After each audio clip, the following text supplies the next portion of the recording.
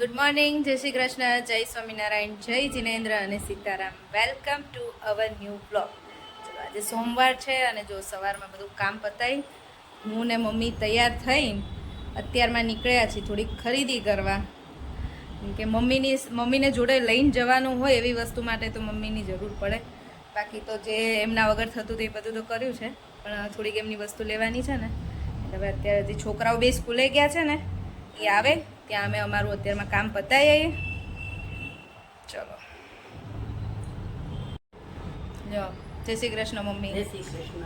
જય શ્રી કૃષ્ણ. જો મમ્મીએ નવો ડ્રેસ પહેરી લીધો છે આજે, સીવડાયો નહીં. પહેરવા માટે તો સીવડાયા છે, તો પહેરી જ લેવાનું હોય ને. હા, અને ગરમી તો જતી જ નથી. એવું ખબર નહીં ક્યારે વરસાદ આવશે. એકાદો વરસાદ આવી જાય ને તો મજા આવે. અમારા રાહીના બર્થડેના દિવસે ફૂલ વરસાદ હોય. રાહીનો જે દિવસે બોર્ન થયો હતો ને એ દિવસે એટલો વરસાદ હતો, અને દર વર્ષે એના બર્થડેના દિવસે વરસાદ હોય જ છે. હવે આ વખતે જોઈએ, કેમ કે અત્યાર સુધી તો આવ્યો નથી, અને રાહીનો બર્થડે તો 3 જુલાઈ જ છે. એટલે હવે જોઈએ એ દિવસે વરસાદ આવે છે કે નહીં. એ તો દર વર્ષે નહીં મમ્મી, રાહીન બર્થડે પહેલાં વરસાદ ચાલુ થઈ જ જાય. આ વખતે નથી થયો હજી ચાલુ. ચલો હવે નીકળીએ અમે.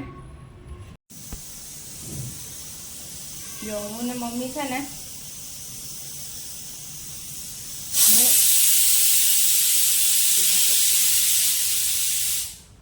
હું અને મમ્મી છે ને ફટાફટ અમે લોકો આવી તો ગયા શોપિંગ કરીને, પણ ત્યાં એટલી ઉતાવળમાં ગયા અને એટલી ઉતાવળમાં આવ્યા ને તો વિડીયો લેવાનો જ ભૂલાઈ ગયું. હું મમ્મીને કહું છું કે મમ્મી આપણે તો બહાર ગઈ નીકળ્યા તો વિડીયો ના લીધો. મેં કીધું સાવ મગજ જ ક્યાં ચાલે છે ને ખબર નહીં પડતી. એક કામ કરતા હોય ને ત્યાં બીજું યાદ આવે કે આ કરવાનું છે, એમ કરે છે, આ કરવાનું છે એવું. એટલે સાવ મગજ નથી નીકળી ગયું વિડીયો લેવાનું. એમને જે વસ્તુ જોઈતી હતી તો મળી ગઈ, લઈ આવ્યા અમે. અને બીજી થોડીક વસ્તુ લેવાની છે. મમ્મી પપ્પા ગયા છે અને ત્યાંથી એ જવાના છે. મારા માસીજી આવ્યા છે. મારા માસીજી આવ્યા છે સમોખેતીથી, તો એમના ઘરે જમવાનું છે આજે. એટલે મમ્મી પપ્પા ત્યાં જમવા ગયા છે અને હું ને છોકરાઓ નથી ગયા, કેમ કે હજી છોકરાઓ સ્કૂલેથી આવશે 12:30.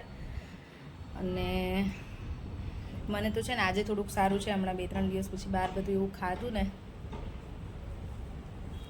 મને કાલે બહુ પેટમાં દુખતું હતું ને, એટલે આજે મને ઈચ્છા જ નહોતી જવાની. અને ઘરે થોડુંક કામ છે, થોડુંક નહીં ઘણું કામ છે. એટલે મમ્મીને મેં કીધું તમે ને પપ્પા ખાલી જઈ આવો તો ફટાફટ જઈને આવતા રહેજો, થોડી વાર બેસીને બધાને મળીને. કે અમારા બધા જઈશું ને તો ટાઈમ જશે, અને ગમે ત્યાં તમે જમવા જાઓ એટલે તરત તો પાછા ના જાઓ, તમારો ટાઈમ બગડે જ. એટલે મારે અને છોકરાઓને જમવાનું છે. એટલે લંચમાં મેં બનાવ્યું છે આજે મગની દાળ અને રોટલી, એકદમ સાદું. ચલો, મગની દાળ તો બની ગઈ છે, ફટાફટ રોટલી બનાવી દઉં. ત્યાં છોકરાઓ આવી જશે, 12:10 થઈ ગઈ છે. 10 મિનિટમાં આવી જશે અને હું 10 મિનિટમાં રોટલી બનાવી દઉં ફટાફટ. જો મમ્મીને એ લોકો જમીન આવતા રહ્યા નહીં. મમ્મી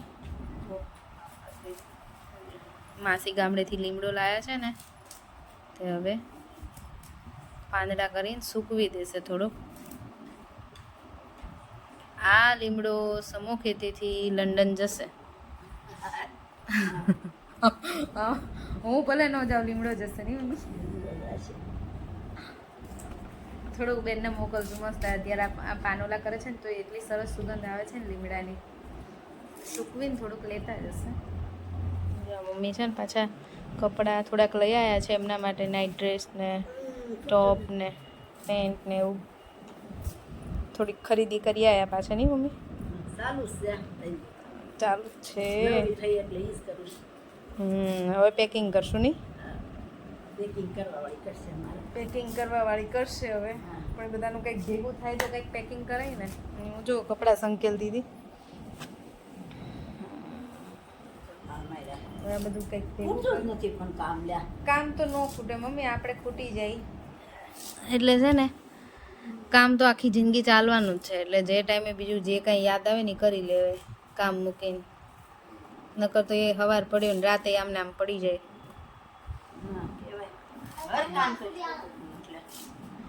ઘર કામ જ ન ખૂટે. તમે મૂકો નહીં થોડું ખૂટે. એક પછી એક ચાલુ જ હોય કામ અમારું એવું છે.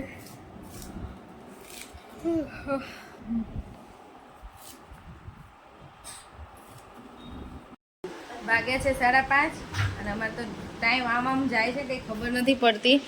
બેગમાં હજી તો ખાલી કેવું છે કે બેગમાં અંદર મૂકું છું કે આ વસ્તુ લઈ જવાની છે, બાકી ફાઇનલ પેકિંગ તો હજી બાકી છે.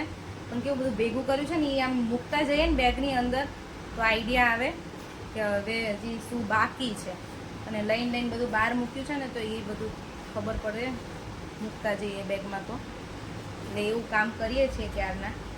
અને હવે અત્યારે માસીને માસાને જમવાનું કીધું છે. જો વાગ્યા છે 7 અને અમારા માસી આવ્યા છે. મમ્મીના બેન સમોખેથી હતી. જય શ્રી કૃષ્ણ માસી. જય શ્રી કૃષ્ણ. હા, અને જો માસી છે ને રસોડામાં મદદ કરાવવા આવી ગયા છે, કેમ કે અમારે આમ 5 છાંટા પડ્યા છે વરસાદના. ત્યાં અમારે તો ભજીયા ખાવાનું મન થઈ ગયું નહીં મમ્મી?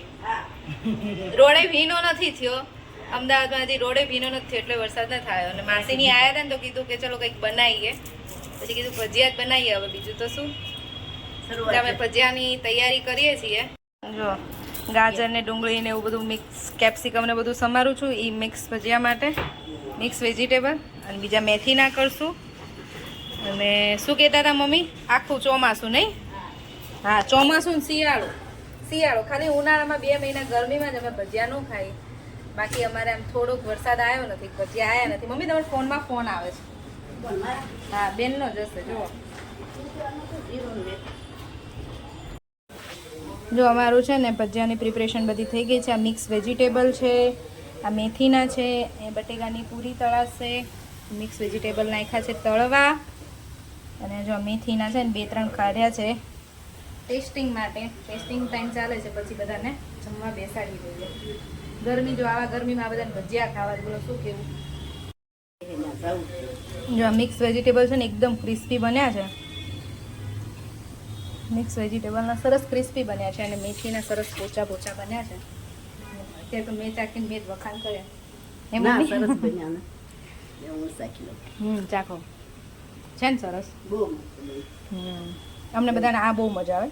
પપ્પાને કેયુરને મેથીના મજા આવે, મને છોકરાઓને વેજીટેબલના એકદમ કડકડિયા થાય ને મજા આવે. તો આજે છે ને હજી અમદાવાદમાં વરસાદના 5 છાંટા પડ્યા છે. ત્યાં અમારે તો ભજીયાનો પ્રોગ્રામ બની ગયો છે. મસ્ત મેથીના ગરમા ગરમ ભજીયા બને છે.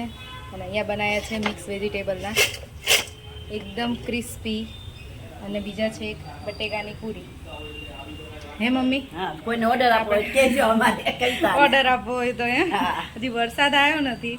એ અગાઉ અમે એટલે ભજીયા ખાઈ છીએ, કદાચ ભજીયાની સ્મેલથી વરસાદ આવી જાય. ચલો જમીન કામ પતાવી દો, ક્યારના ફ્રી થઈ ગયા હતા.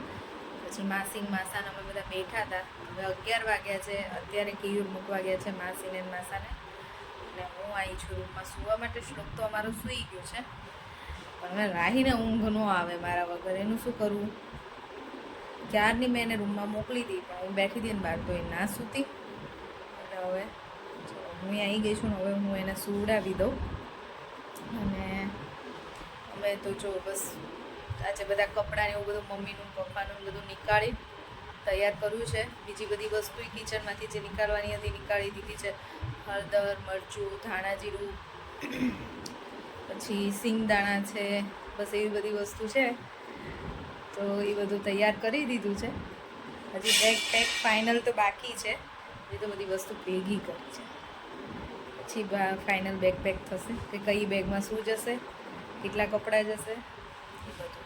મમ્મીના ડ્રેસ થોડા સીવાના બાકી તૈયાર આવી ગયા છે, એટલે હવે એ બધું કાલે થશે પેકિંગ. ચલો તો જો હમણાં તો બિઝી વધારે રહેશું, કે મહેમાન કોકને કોક ચાલુ હોય મમ્મી પપ્પાને મળવા માટે. અને અમારે બસ થોડા દિવસ જ રહ્યા છે, એટલે અમારે હવે કામ ફૂલ જોશમાં તૈયારી ચાલુ છે. તો આજનો વિડીયો તો અહીંયા જ પૂરો કરીશું. ફરીથી મળીશું કાલે નવા વિડીયો સાથે. ત્યાં સુધી બાય બાય, ગુડ નાઇટ અને જય શ્રી કૃષ્ણ. જો વિડીયો ગમ્યો હોય તો ચેનલને લાઈક, શેર અને સબસ્ક્રાઈબ કરી દેજો.